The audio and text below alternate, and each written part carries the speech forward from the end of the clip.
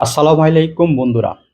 আপনারা দেখবেন যে ফেসবুকের যে রিলস আছে বা রিলস ভিডিওতে যখন ব্যাকগ্রাউন্ডে আপনার কোনো ধরনের মিউজিক ব্যবহার করে বা যে কোনো ধরনের মিউজিক ব্যবহার করা হয়, তখন দেখা যাচ্ছে যে সেই মিউজিক ব্যবহারকৃত রিলসটা ভালো ভিউজ হয় বা দেখতে প্রফেশনাল হয় বা যারা রিলসটা দেখে তারা একটা লাইক শেয়ার করে।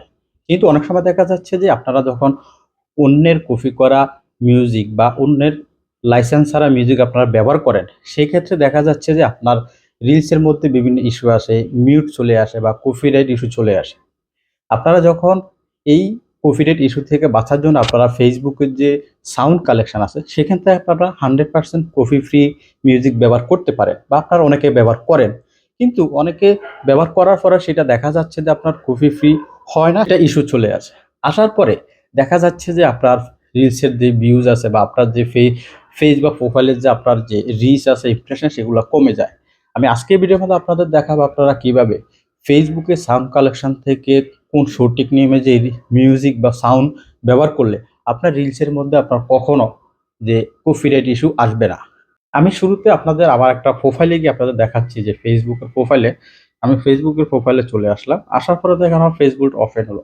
কারণ আমি উপরে এই যে প্লাস অপশন, এই যে প্লাস অপশনে যদি আমি ট্যাপ করব, ট্যাপ করলে এখান থেকে আমার রিলসের পাবলিশের অপশন আসবে। আসার পর আমি ধরুন আপনাদের উদাহরণস্বরূপ দেখানোর জন্য একটা রিলস, একটা ছোট্ট ভিডিও আমি এখানে যে আপলোড করি। এখন আপলোড করার পরে আপনারা দেখবেন এখানে এই যে লেখা আছে যে অ্যাড অডিও বা অডিও, এখানে লেখা থাকে যে অডিও। এটা যখন আপনি ট্যাপ করবেন তখন আপনাকে অ্যাড মিউজিক অপশনে নিয়ে যাবে। এই যে দেখেন এখানে অ্যাড মিউজিক অপশন চলে এসেছে। আপনি যখন অ্যাড মিউজিকে যাবেন তখন আপনাকে ফেসবুকের যে গ্যালারির মধ্যে বা ফেসবুকের যে সাউন্ড কালেকশনের যে ইয়েগুলো আছে, মিউজিকগুলো আছে সেটা আপনার দেখতে পাবেন। এখান থেকে যেগুলাই ব্যবহার করেন সবগুলাই কিন্তু কপি ফ্রি না।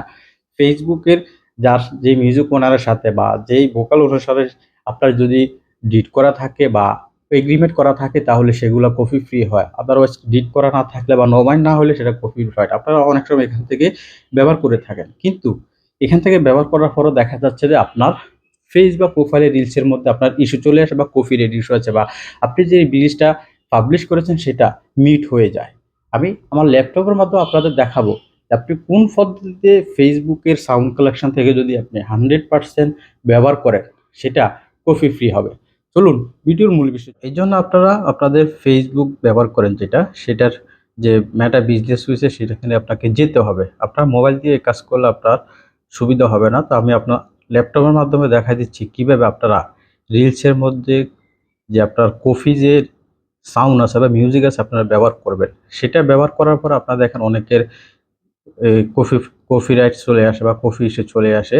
আমি আপনাদের দেখাই দিব যে আমি যেভাবে দেখাচ্ছি এভাবে যদি আপনারা আপনার রিলসের মধ্যে ফেসবুক সাউন্ড কালেকশন আছে সেটা ব্যবহার করলে আপনারা কপি ফ্রি করতে পারবেন।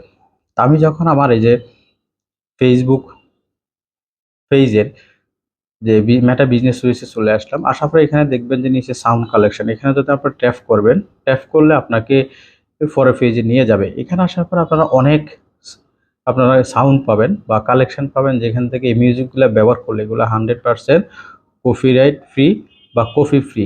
কিন্তু মাঝে মাঝে আপনারা যখন এটা ব্যবহার করেন সেক্ষেত্রে ব্যবহার করার পরও দেখা যাচ্ছে যে সেখানে আপনার কপিরাইট ইস্যু চলে আসে। এখন কোন পদ্ধতিতে আপনারা ব্যবহার করলে সেটা কপি ফ্রি হবে এটা আপনার দেখাবো। কারণ এই বিষয়টা হচ্ছে খুব মোস্ট ইম্পর্টেন্ট। কারণ আপনারা যখন ফেসবুকের মধ্যে বা রিলসের মধ্যে যখন আপনারা মিউজিক ব্যবহার করেন সেটা সাউন্ড কালেকশন থেকে ডাউনলোড করে ব্যবহার করার পর অনেক সময় ইস্যু আসে। কিন্তু ব্যবহার করার একটা পদ্ধতি আছে, এই পদ্ধতি আপনাকে সেটা অবলম্বন করতে হবে। আপনারা এই যে দেখুন, এই যে এখানে অনেকগুলো আপনার যে সাউন্ড কালেকশন আছে বা মিউজিক আছে, এগুলা আপনারা যখন ডাউনলোড করবেন এই যে এখানে ডাউনলোড অপশনে আপনারা ট্যাপ করলে এটা ডাউনলোড হয়ে যাবে। এখানে যদি আপনি প্লে অপশন দেন তাহলে প্লে হবে। আপনারা দেখেন এখানে একটা আই বাটন আছে, এই আই বাটন আপনি ট্যাপ করবেন।